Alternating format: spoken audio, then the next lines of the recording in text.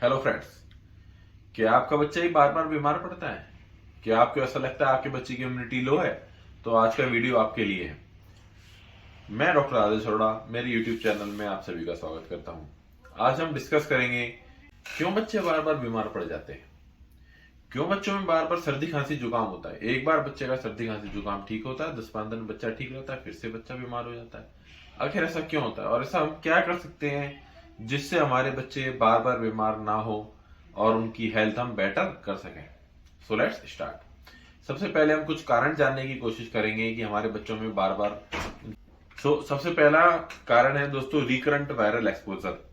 बच्चे बार बार, जब बच्चों की एज बढ़ती है, बच्चे नए नए लोगों के कॉन्टेक्ट में आते हैं, खासकर 1-1.5 साल के बाद में, जब बच्चा घर से बाहर निकलता है, प्री स्कूल जाते हैं, किड्स प्ले में जाते हैं, जहां पर बच्चों को और वायरल इन्फेक्शन होते हैं, तो बच्चों को नए नए वायरसेस के साथ में कॉन्टेक्ट होता है। जब भी बच्चा स्कूल जाना स्टार्ट करते हैं, उनको नए वायरसेस का एक्सपोजर मिलता है, उनकी वजह से बच्चा बार बार बीमार होता है। उसको रिकरेंट रेस्पिरेटरी इन्फेक्शंस और बाकी खांसी जुकाम सब इस प्रकार से चलता रहता है। इसके अलावा बच्चों में सेकंड कारण होता है बार बार बीमार पड़ने का, पुअर हाइजीन। अगर बच्चा अच्छे से हैंड वॉश नहीं करता है, बच्चे को खाना अच्छे से साफ नहीं मिल रहा है, इंडिया के अंदर हम देखते हैं कि बच्चों को पानी साफ अच्छे से नहीं मिल रहा है, तो भी बच्चे बार बार बीमार पड़ते हैं। वाटर कंटामिनेशन भी एक बहुत महत्वपूर्ण कारण है बच्चों के बार बार बीमार पड़ने का। हमें बच्चों के फूड वाटर पे भी ध्यान रखना है कि बच्चे को क्या फूड और वाटर क्लीन मिल पा रहा है या नहीं मिल पा रहा है।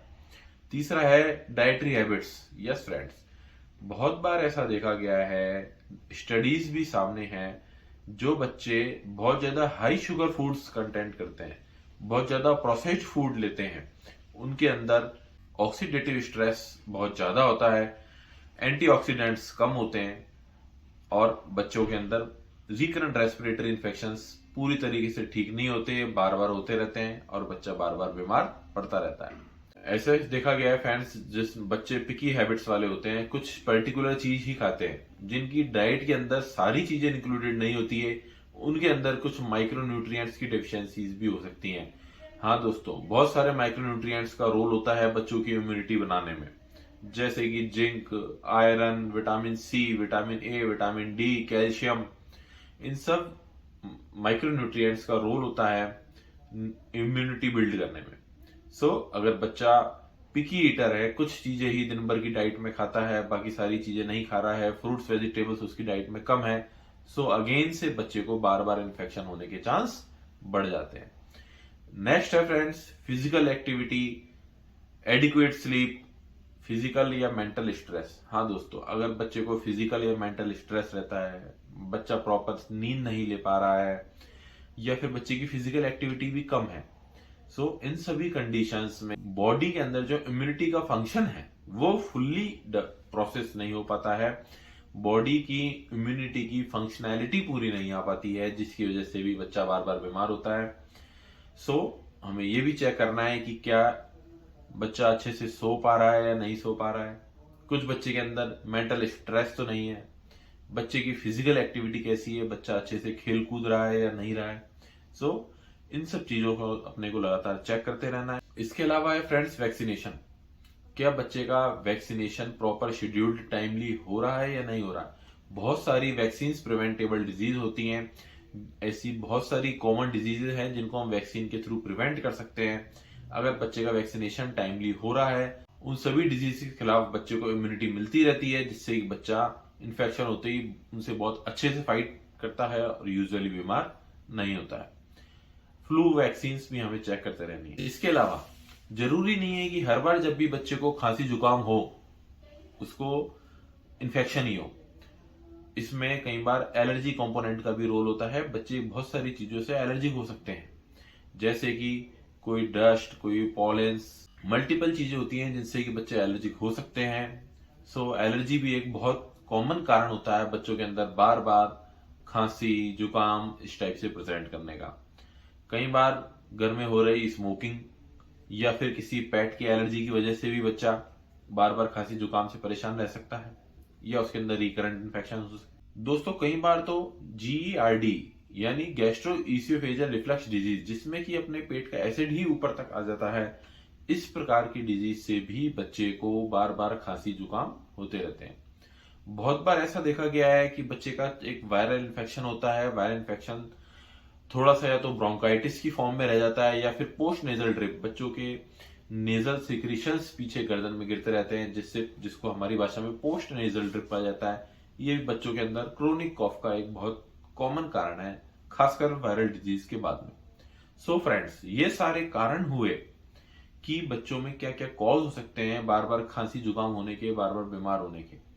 अब हम इन सबको कैसे प्रिवेंट कर सकते हैं, कैसे हम अपने बच्चे की इम्यूनिटी बूस्ट कर सकते हैं, आइए जानते हैं।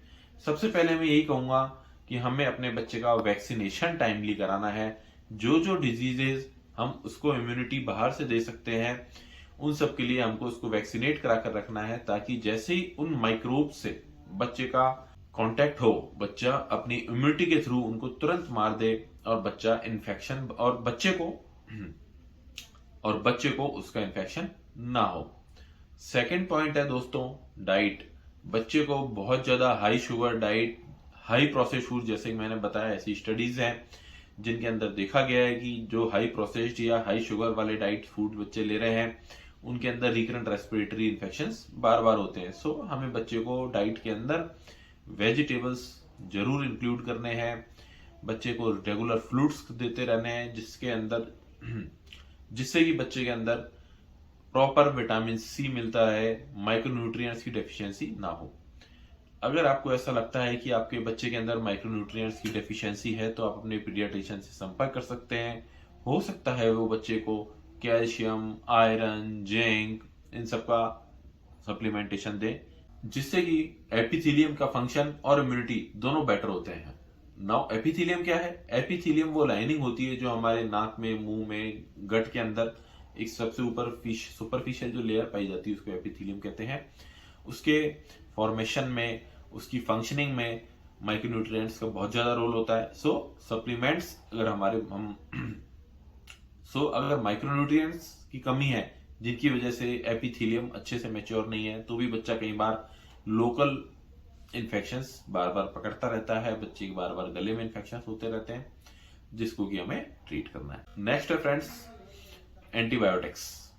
जब भी बच्चे को इन्फेक्शन होता है, अगर आपको अपने पीडियाट्रिशियन एंटीबायोटिक्स प्रिस्क्राइब कर रहे हैं, तो आपको उसका कंप्लीट कोर्स लेना है, उसको बीच में नहीं छोड़ना है। अगर आप उसको बीच बीच में बार बार छोड़ेंगे तो हो सकता है कि इन्फेक्शन थोड़ा रह जाए, जिसकी वजह से बार बार अपने को इन्फेक्शन।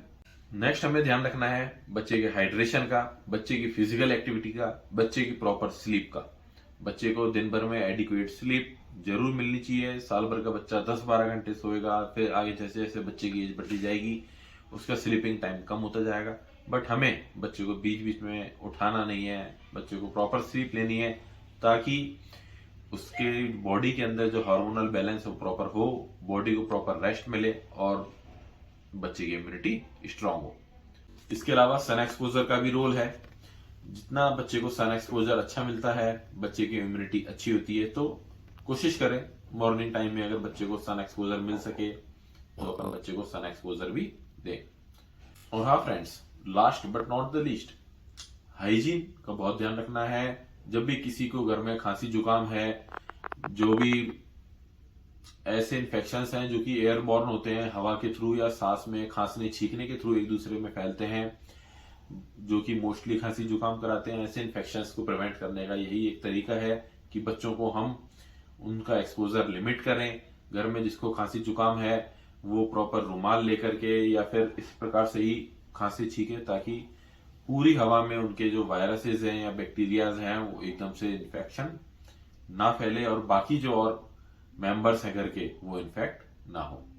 सो ये कुछ बातें हुई दोस्तों, जिससे आप अपने बच्चे को बार बार बीमार पड़ने से रोक सकते हैं। इसके अलावा और भी अगर कुछ बात आप पूछना चाहते हैं तो मेरे से कमेंट बॉक्स में पूछ सकते हैं। मेरे चैनल को लाइक, शेयर, सब्सक्राइब करना ना भूलें। धन्यवाद।